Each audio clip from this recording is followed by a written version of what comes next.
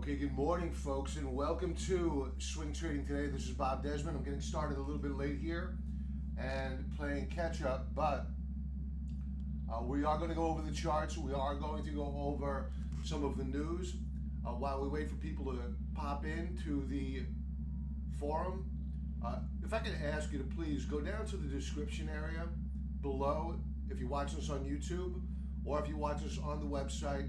There's a survey down there. It's anonymous. What I'm trying to do is get feedback with regard to some tutorials I'm looking to put together for 2020, early 2020, but I want to begin now. I want to plan it out. I don't want to guess about what folks want. I want to ask what folks want and then build around that, because all that matters is really your opinion. So if you could take a moment and take that survey, I would really appreciate it. It's very brief. And again, anonymous. I don't want any personal information. If you've already taken it, it's the same one I asked you to take over the weekend. So if this is your first time here, great. Please take the video, survey. And if you wouldn't mind, click that like button, hit the subscribe button, and it really helps me out with the YouTube algorithms. I'm fighting against Fox News and CNBC, CNN for positioning after you watch another promoted video with regard to the same type of information I'm going over this morning. So I'd appreciate that. Thank you very much. Okay, so I'm going to take a moment here while people are going over that survey, and I want to take a look at the economic data that is set to be released today, as well as the news of the morning. Now, members, last night I went over on Market Wrap my opinions on the overall market. I have my concerns, and that goes for the price of gold and silver as well. And I haven't checked the prices yet on gold and silver, but given the price action of yesterday, I'm not getting the warm and fuzzies about this morning. So we'll take a look at those charts, the S&P 500, all the pre-market activity that's going on right now.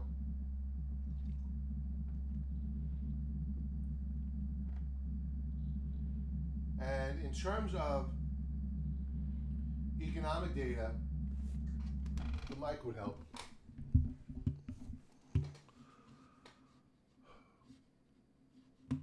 In terms of economic data, we have, again, I just woke up, folks. I'm starting late here, so I apologize.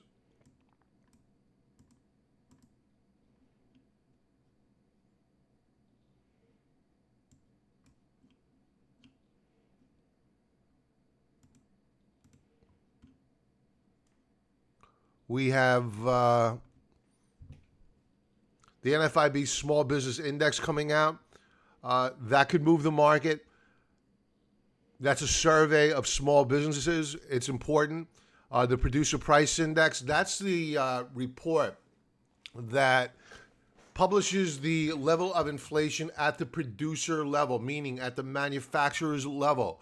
And the question then becomes, because later in the week you generally get the CPI, which comes out on Thursday, are the producers passing through their rising costs to the consumer? And that'll appear on the CPI. So the PPI is the precursor for the CPI. It's an important number, especially with what I anticipate to be a dollar devaluation, even though the dollar was up yesterday, and the fact that the Federal Reserve is back in the QE business. So let's get back to the news. I'm not seeing a whole bunch here. The EU story is getting old, but it's coming very, very near fruition. If we see a hard Brexit, major problems for the euro, and that's probably why you're seeing a bid at current under the US dollar. There doesn't appear to be a resolution to this Brexit issue, and there's a hard line date of October the 31st of this year for the EU and Great Britain to reach an accord. And while it appears as though they're making some progress, they're still miles away.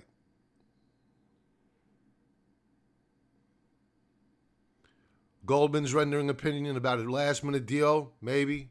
It could be right.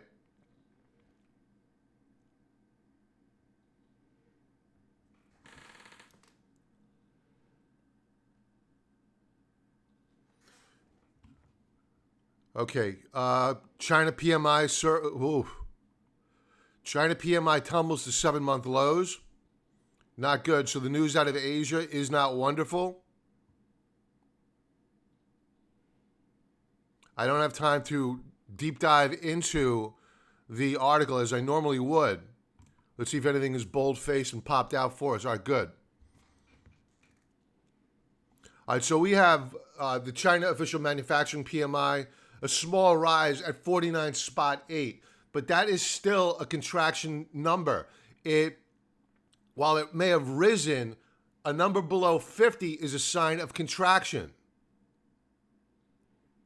Non-manufacturing, their services sector is at 53.7.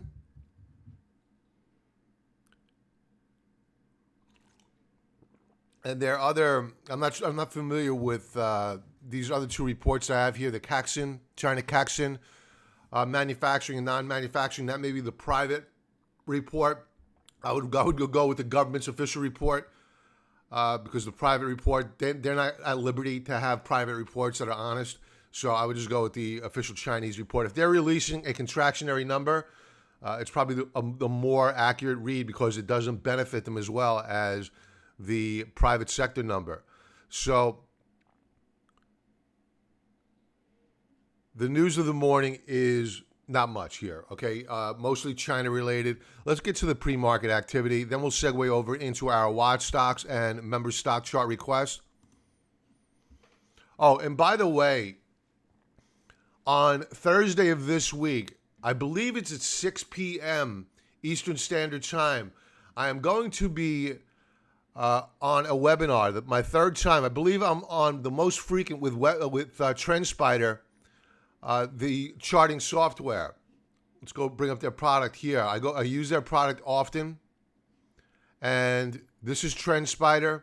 They've invited me back for a third time on, and since my first time on, I believe, was in July. This will be my third time on.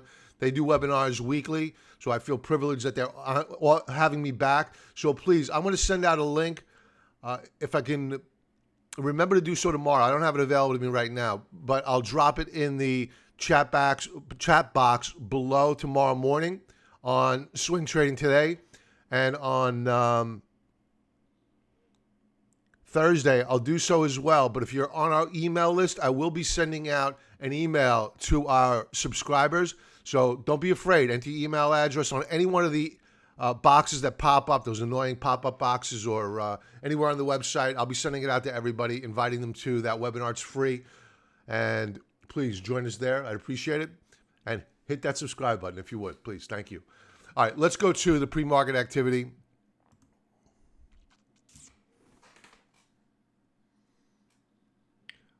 All right, so the first one that pops up is Nugget, and really, it's so early. There's not much to really divine here. You're seeing a little bit of a move higher.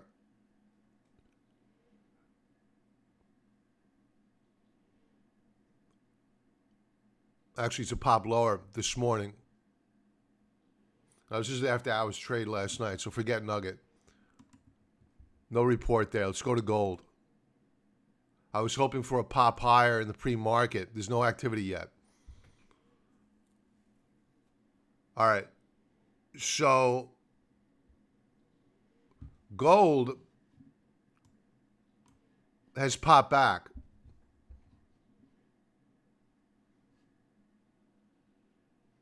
We were down when I woke up at about 1 a.m.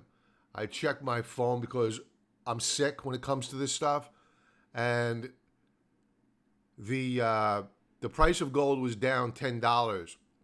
So it looks as though with the Chinese markets open and the poor economic data coming out of China, it looks as though gold is catching a bid.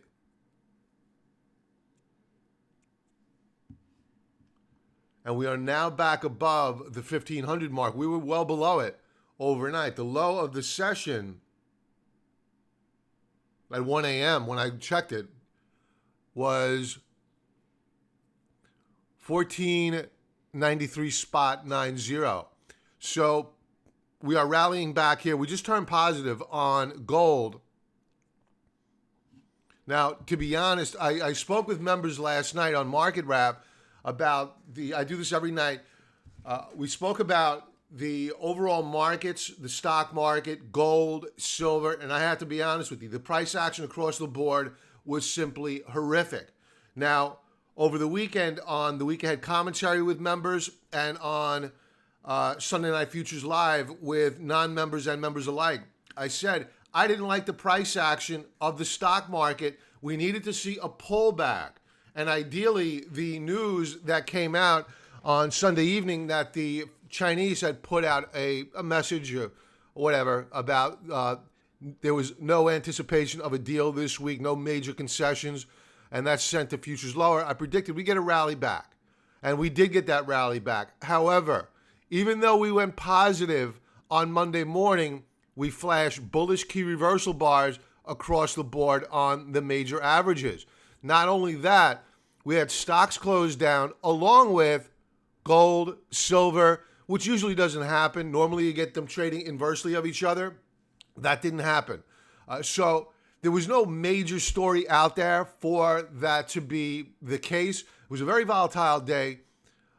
So you did see a rise in bond yields, which mean a pullback in bonds. And I'm laying the finger of, or pointing the finger of blame at the rise in bond yields, at the weakness in gold and silver. We'll see whether or not we close out the weekly chart at the highs of the week, or do we pull back and retest lows or break down to new lower lows. It all depends upon what the Federal Reserve does, right? Right now, the Federal Reserve is in a tug of war with the markets, trying to prevent the markets from seeing fair value on our bond yields. They want to get paid what they're owed. Think about the risk that these bond buyers are taking on, buying the debt of a debtor country with over, you want to count in unfunded liabilities, over $100 trillion in debt. You want to take out the unfunded liabilities because they could restructure that? Sure. We have 22 trillion reasons and rising in a budget deficit every single year. And they're buying that debt. They want a fair value on that paper. We're not giving that fair value. And right now, the Federal Reserve is the market maker of that paper. So we're seeing gold rally back overnight here. Let's take a look at the U.S. dollar this morning. The dollar had a good day yesterday. And this morning, we are down. And I pointed out on Sunday evening that we did have a breakout. This is a 4-hour chart. These will all be 4-hour charts. And if you're just joining, if you click that like button, help me out with the YouTube algorithm. I'd really appreciate it. Thank you very much. And if you're not currently a subscriber, please click that link below, or click the link above and click the subscribe button. I'm still so tired. I got so late this morning. So I apologize. I threw water in my hair. I ran down here and I got the computer fired up. So, man, this is crunch time right now, going live at 5 a.m. in the morning. So thanks for joining me. Anyway, let's get back to the dollar. So the dollar had a good day yesterday. We had broken out of this downtrend. We're consolidating sideways. We're weak this morning. I'm not ready to call the dollar out yet on a 4-hour basis. Perhaps they'll limp it higher.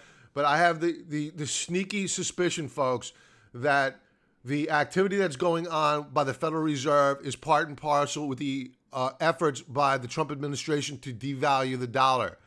Now, what does that mean for the markets? Well, what it means is that it's probably a good thing for the markets, but a bad thing for consumers. Let's talk about that for a moment. If you have a weak dollar, it allows our goods to be more competitive overseas, meaning our automobile industry, they'll be able to export more cars to Europe, Asia, what have you, to become more competitive over in those countries because our dollar is so high right now, it makes our products less competitive. Now, that's a good thing for manufacturers. The bad thing is that the U.S. consumer, their buying power for imported goods from overseas, especially with tariffs, because the U.S. consumer does in fact pay those tariffs, it becomes less. So it's inflationary. So that's not good, unless, of course, when manufacturing sees a bump in exports, if they see a bump in exports, well, then they'll pass along some of those profits to the worker. But what's the likelihood of that, right? We know that hasn't been the case for the past decade. So it's net not a good thing, in my opinion. I could be wrong, and I'm open to comments here, but I don't believe it's a good thing for the consumer because think about it. Manufacturing is only 12%, 20% max of our economy. The rest is services. So while there's a ripple effect into services, it's not that great, not enough to offset the weakness, the pain that the consumer is going to feel by the weakness of the U.S. dollar, if that makes sense.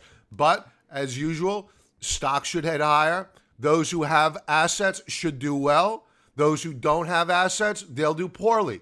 And it's not a good thing for the middle class. I'm sorry, it's terrible. What's going on right now is absolutely, I can't put words to it. It's outrageous what's going on with the middle class right now and the poor. The rich, they're always going to do well. So the dollar is weak this morning. And while weak, I'm not calling it down just yet. All right, let's move on to a look at silver.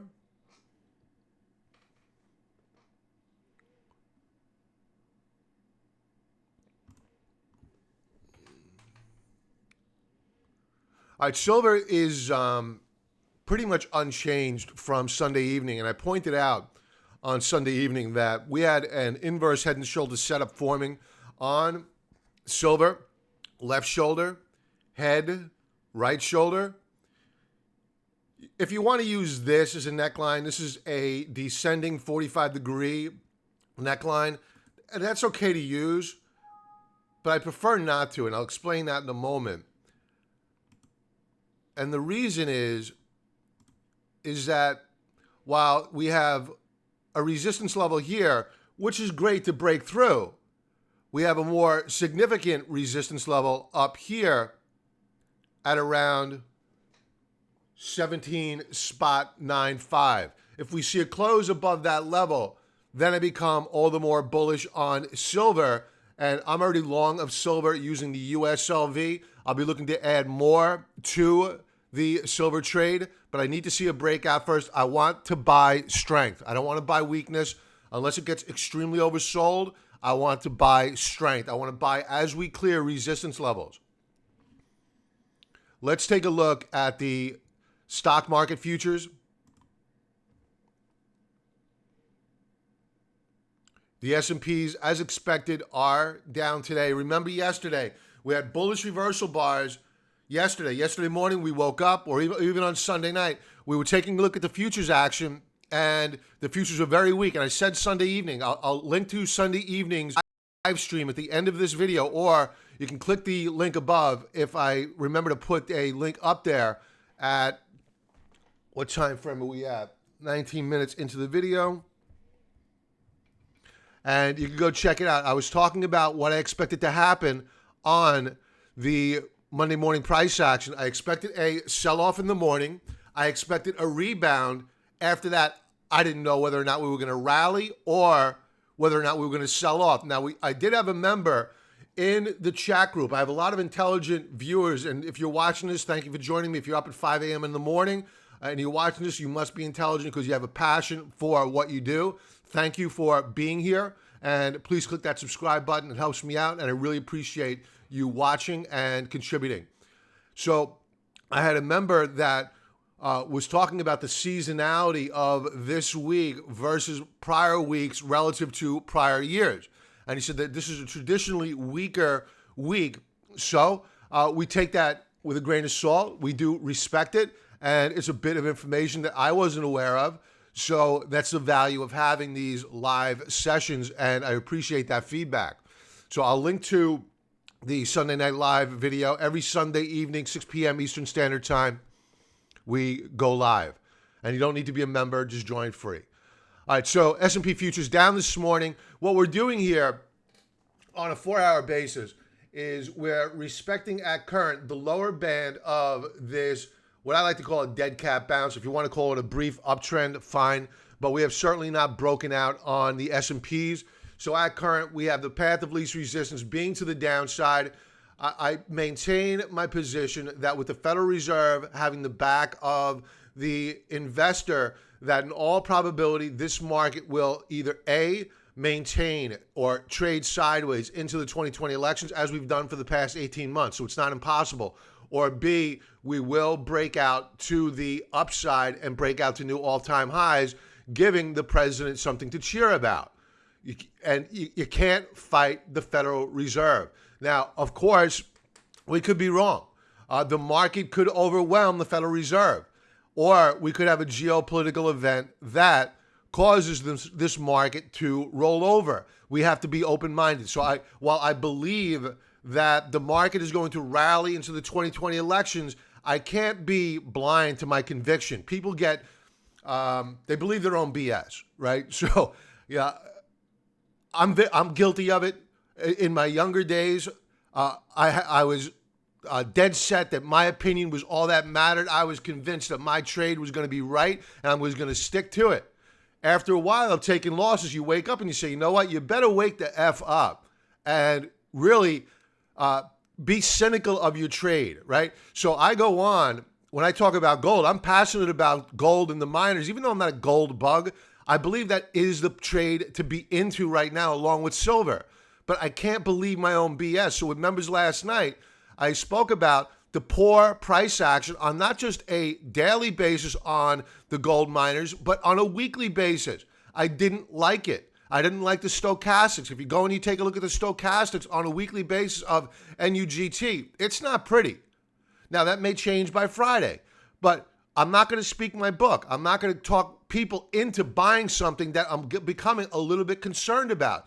Do I like the price action on a weekly basis? Yes. We're holding support. Last week we had a bullish key reversal off the lower band of a bull flag setup. So technically on a price basis, I like the setup, even though we're down on the week.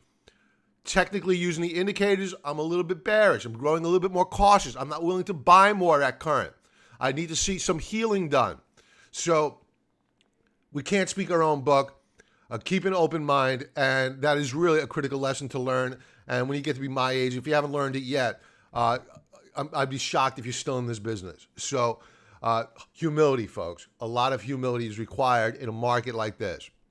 So while we're down on the session, I think that we will probably move higher in the coming days and or weeks and break out on this market.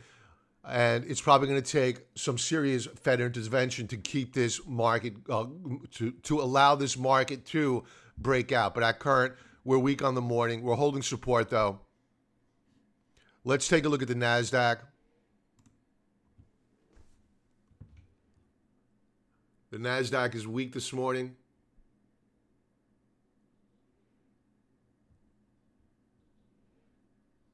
Now, the problem here is with the NASDAQ, not that it's a problem, because we haven't closed yet. We technically broke out on the NASDAQ last week. But again, this is a 4-hour chart, right? So short-term breakout, not a daily breakout, not a weekly breakout. This is a 4-hour breakout.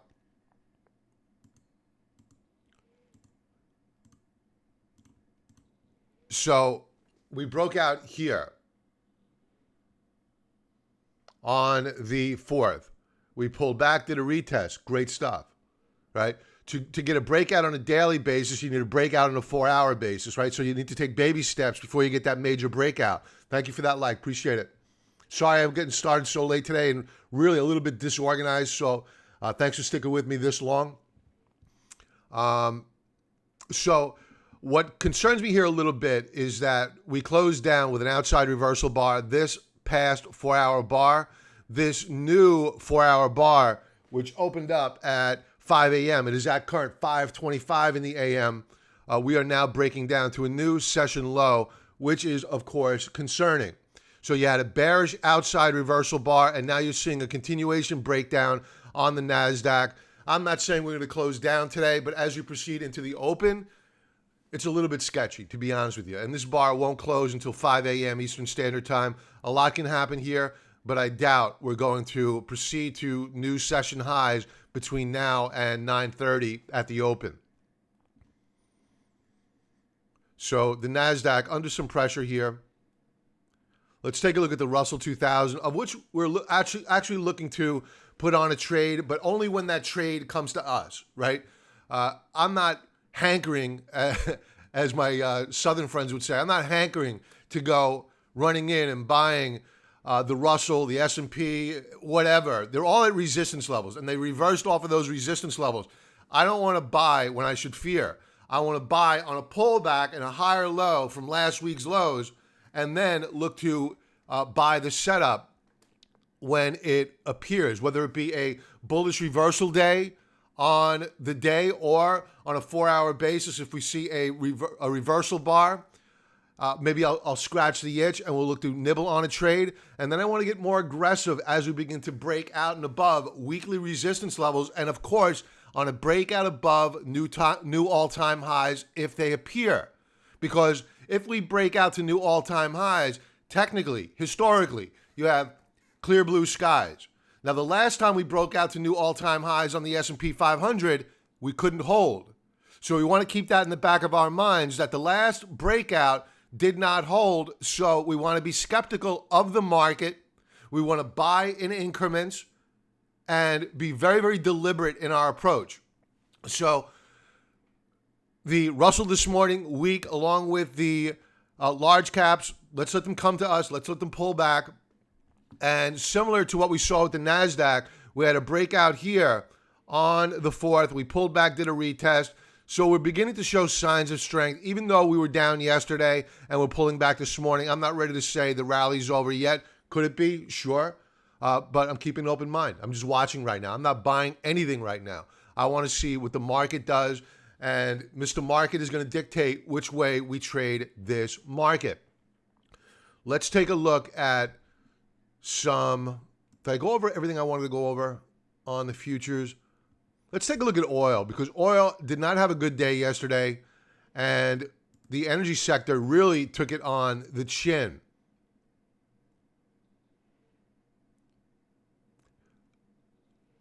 Either Brent or West Intermediate crude will do well. We'll go with Brent. Not looking good. This is all sorts of messy. We did have that brief rally and a breakout back here between the 20th and the 22nd. Nothing came of it. So we are down this morning. We were defending the 20-period moving average on oil. We are now trading just shy of it. We haven't closed down below it yet, but you're seeing some weakness here. We just went flat. We were higher earlier. Now, if we see a breakout above, let's call it $60 the barrel on Brent, you can start taking a look at buying the XLE. If you're into the ETFs as I am, I'd rather buy the ETFs rather than individual stocks in this market environment, and especially into earnings, right? I'm not a big believer in buying stocks in advance of earnings. I would rather buy, if I had to buy, either A, I would buy an extreme oversold stock because poor earnings are usually priced into those stocks technically, or B, I would rather buy an ETF or a leveraged ETF of the oil sector or the energy sector, because that gives me broad-based exposure and I'm not leveraged to one individual name if they had a bad quarter. So that would be the play here on energy. But you need to see a breakout on oil. Oil needs to stop this downtrend. And right now, with poor economic data, we're not seeing much in terms of false flag action over in the Persian Gulf. In fact, the United States pulled back in Syria. So if anything, the president de-escalated the tensions over in the Middle East, allowing for the price of oil to pull back a little bit, which was not surprising in terms of geopolitical relationships with the Turks, but it was surprising because he has put in an effort to try to keep the price of oil higher. So watch for a false flag setup again in the Persian Gulf, because a breakdown in oil will not be allowed.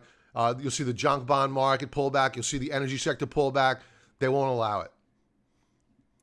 So let's move on to our, if you have any symbols you want me to go over, drop them into the chat box. We have a few minutes left. I'm going to go over some of the symbols that we are watching.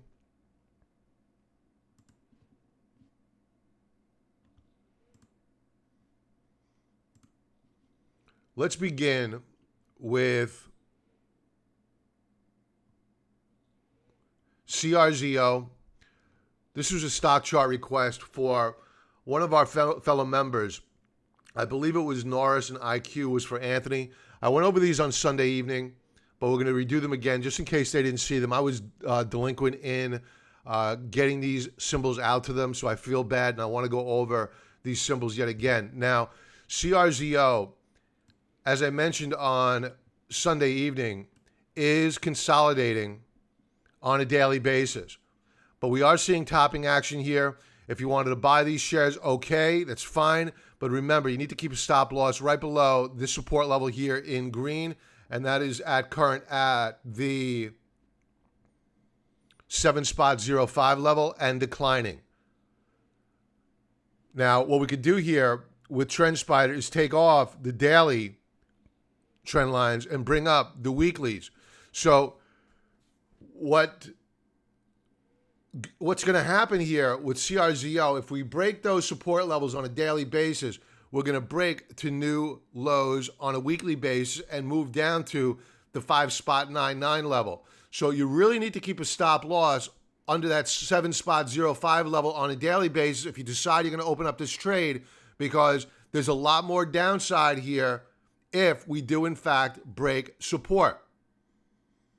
Now, we are seeing a hookup on stochastics. Normally, I like to see a double bottom setup like you had here, like you had here, like you had here. That's generally what happens. Is it mandatory? No. But it's good to see, because you get a validation that the stochastics are putting in higher lows. RSI, you like to see the same thing. And, of course, with price. So CRZO, it's speculative. You have resistance above, as noted by these topping tails at, let's call it the 7.99 level. And if you wanted to buy the shares on strength or add to them on strength, buy above the $8 per share level on a closing basis, not an intraday basis. Simply because we're trading intraday above that resistance level doesn't mean we're going to close there. So wait for that 3:30 time frame that I normally like to open up a trade, because that gives me confidence that we're going to close above a support level. I don't want to get lured in intraday into a rally and we trade all day above a resistance level. Then all of a sudden, in the final minutes of trade, you have sellers move in, they hammer the shares, and you're left sitting there because you bought early in the day feeling like a sucker, because now the shares have closed down below support, which is now, again, resistance, and you're holding the bag because smart money came in and sold into the final minutes of trade. That's just the way the market works, folks, and you need to respect it. Avoid the impulse to go in and buy intraday. Wait until the final minutes of trade and buy and or sell when the big boys decide they're going to buy or sell. Trade with them. Don't trade against them. I may be a contrarian, but I don't fight these guys. I'll bet against them when I think that they're wrong, when I have a stock at extreme oversold levels with RSI in the teens or in the single digits and at historical support. Then I have a logic of as to why I'm fighting the smart money. Because I know that I have short sellers that are asleep at the switch. They're being extremely greedy and we're setting up for a short squeeze. But that's really the only time I'll fight the smart money. Moving on to IQ.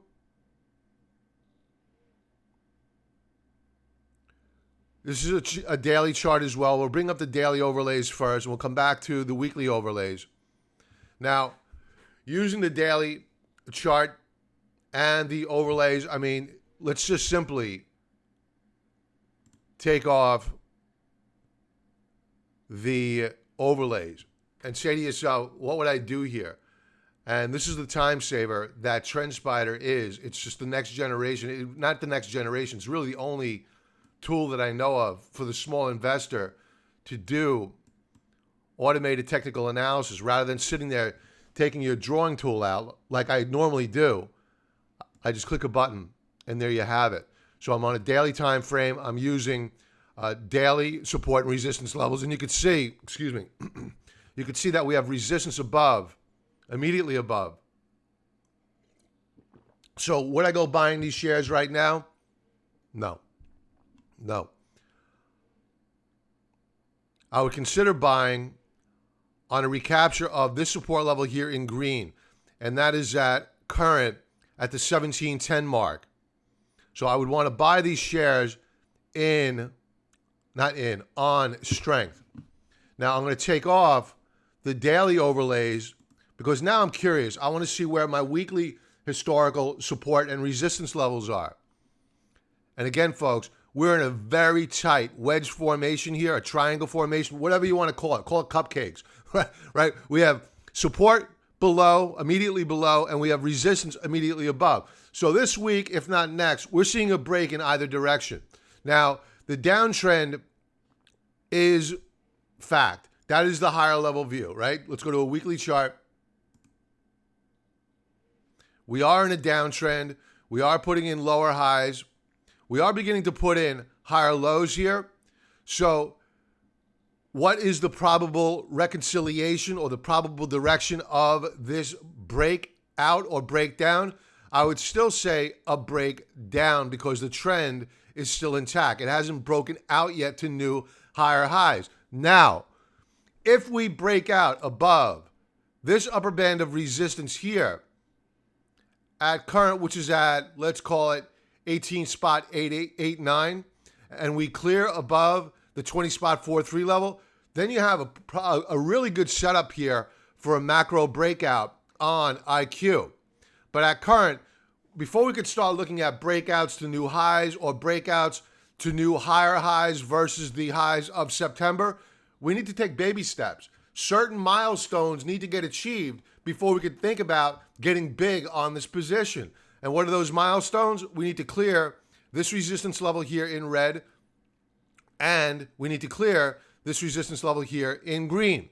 So what you want to do is take advantage of the automated technical analysis and start with baby steps. Create an alert. I don't care if it touches. I'm not interested. We already touched this resistance level this week. I don't care if it bounces.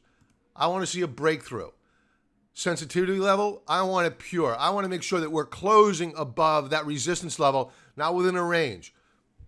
So what I'm going to do here,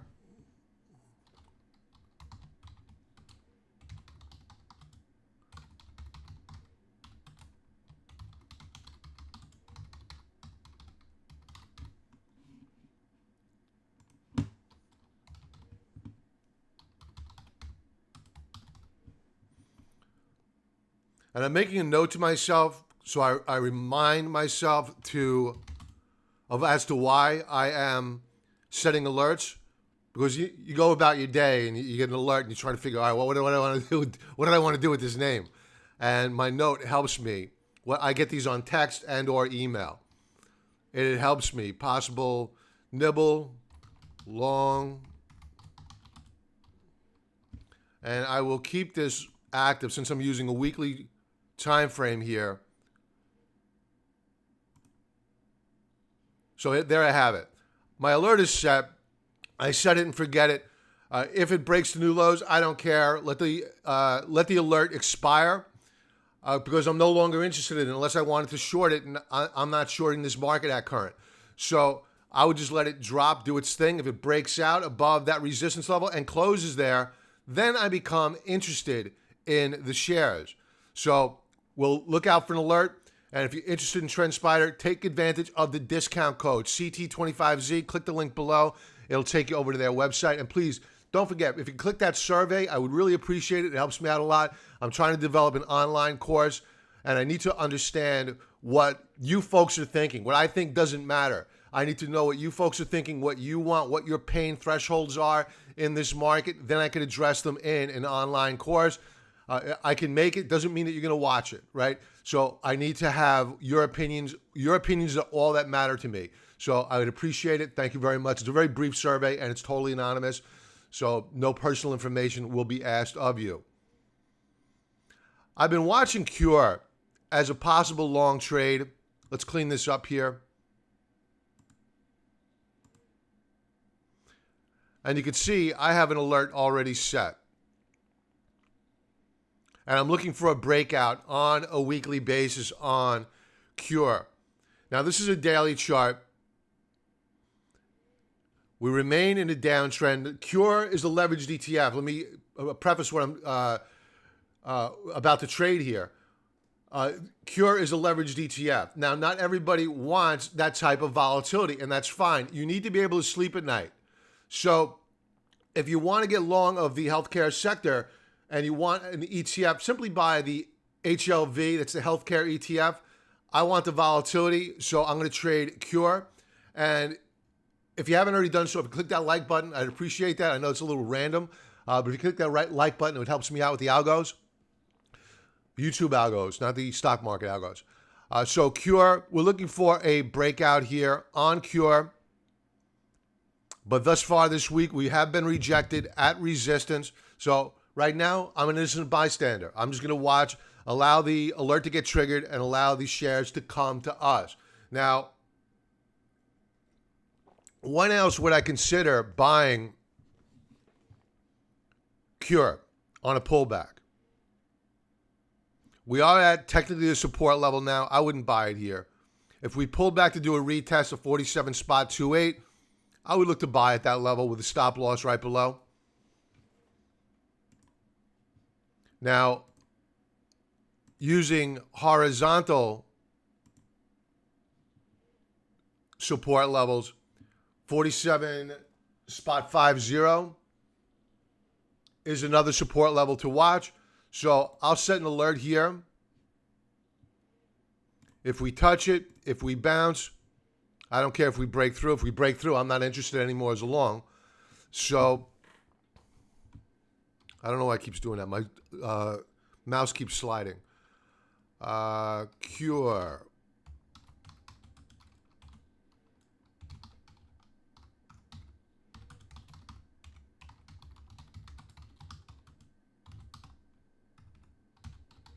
Okay, so we'll keep this active for the next 5 days or triggered once. I want a confirmation sent to me because I'm using a daily time frame on we'll go with a 1 hour basis. So what'll happen is if this breaks out on a daily basis, I'll be alerted the next hourly time frame, the next candlestick on an hourly basis of the fact that we are trading above or at, in this case here, at support. So I'll still wait until that 3 o'clock hour to open up the trade if I decide that volume action and price action are looking good. But I'll be alerted on an hourly basis that at current, it's putting me on notice. At current, we are at historical support. Maybe I want to do a little bit more of an analysis on an intraday basis of CURE. We're about 45 minutes in here. I'm going to ask if you have any requests for me to go over in the chat box. Thanks for getting up so early and being with me. It's the least I could do. If not, I'm going to wrap this up in a moment. Let's take a look at a couple of other alerts. Baba. We went over this on Sunday night. It was a request made of me. I've been watching it as well. You can see I have an alert set here on Alibaba, and it's up here. And so I'm obviously looking to buy at a level at which we know that there are sellers. And once we overcome those sellers, I want to look to open up a position. Now, I am entertaining buying a position down here, but the reason why I didn't execute yesterday, and I probably won't execute today or maybe even tomorrow, is because you have risk, headline risk, with the trade delegation that is coming over from China. And they've already said that don't expect any big announcements out of the meeting. So Baba being a Chinese stock, what does that mean? Especially with the PMI numbers over in China coming out weak. It's not good. But the tell here is that with all the negative data coming out of China, if Alibaba holds up, that's a tell. That's the market telling you, okay, it's kind of priced in. So I may be looking to hold or open up a position at these support levels at current if we do not break. So let's go to a daily chart and see how we're looking. See how we behaved yesterday after we saw the shares absorb the announcement that the Chinese delegation was coming over, but don't expect a big announcement. Alibaba, yeah, it closed down on the day. It didn't break. So while we were down yesterday, we actually closed higher intraday, and it traded with the market. The market was weak, which is why Alibaba was weak. I think that if the market wasn't weak yesterday, despite the negative news from the Chinese, I think that the shares of Alibaba would have traded higher along with the overall market. So I'm looking to get long of Alibaba, even more so now. But ideally, later in the week, I'd rather see this trade delegation leave the United States. Let's validate that there's no, I'm not sure when they leave. I'd have to research that. I'd rather see those talks end and watch the headlines come across.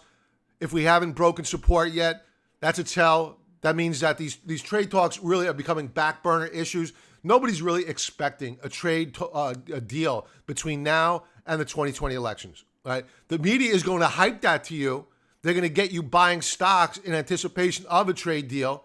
The president wants you to do it. I'm telling you right now, I wouldn't anticipate a trade deal between now and the 2020 elections. So Alibaba is looking good despite the fact that we closed down. Why? Negative news. The price action, not so negative. So we have a reason here to open up a new alert.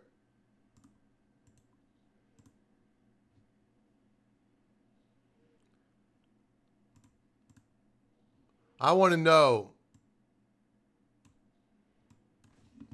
if we hit support,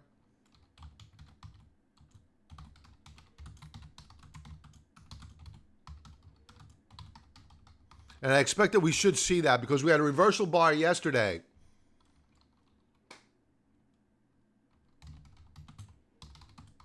And again, I type out notes to myself just so automatically, split second, I understand exactly why I set the alert.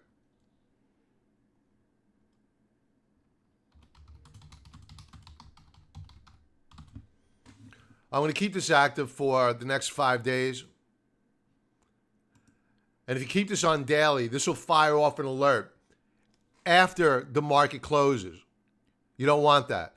So I'm going to set it for an hourly basis. So the next hourly candle at which it taps support, I'll be notified. And if it happens at the 3 p.m. hour, Eastern Standard Time, that's great because we're proceeding into the final hour of trade, and my concerns that you're going to see a vast amount of selling into resistance dissipates because we're holding that support level after a retest. So my alert is set. I now set it and forget it. I can go about my day. And I'm not seeing much in terms of stock chart requests. With that, I'm going to close this out. Folks, thanks for joining me. I was a little bit disorganized this morning because I got started so late. Normally I like to absorb what's going on in the markets. Thanks for bearing with me all this time.